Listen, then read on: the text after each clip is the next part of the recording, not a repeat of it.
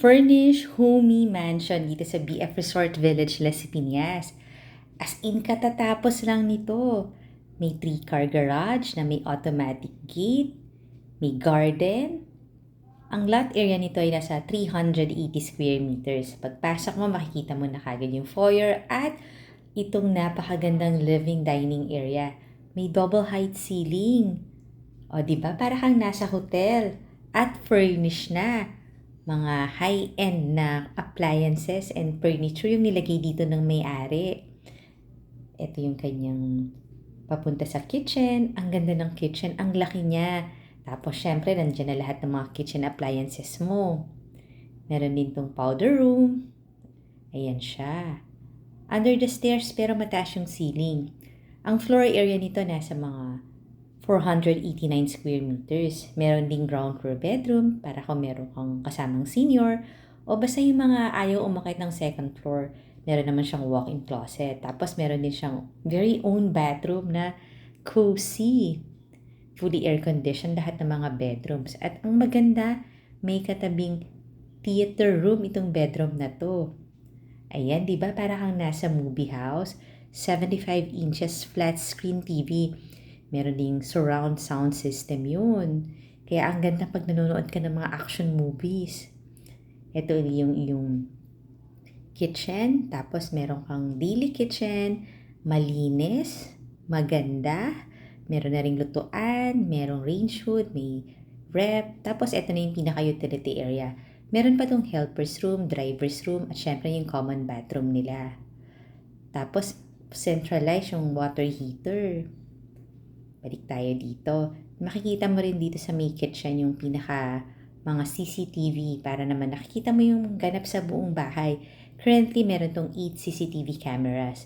May monitor dito sa kitchen, may monitor din sa master bedroom. At napaka-cozy talaga dito sa may fully covered lanay. May water feature doon. Sa second floor, nandun naman yung 4 bedrooms. Lahat ng bedrooms may own bathroom, fully air-conditioned, may linen cabinet din dito. Pag nag-tripping tayo dito, mapapansin nyo ang lalaki ng mga bedrooms at may different design yung kanilang mga headboard. Lahat may walk-in closet. Tapos magaganda at maluluwag ang mga bathroom. Yung price and details nito nasa description box below the video or nasa comment section. Reasonable price itong homey mansion dito sa BF Resort Village, Las Piñas. Ayun yung linen cabinet. Another bedroom. Ang magandang feature din ito yung location niya kasi talaga namang highly secured at flood-free. So, hindi ka matatakot kahit may malakas na bagyo kasi never pang binaha dito sa location na to. And let's see another bedroom. O di ba lahat ng bedroom may walk-in closet? May mga mirrors din.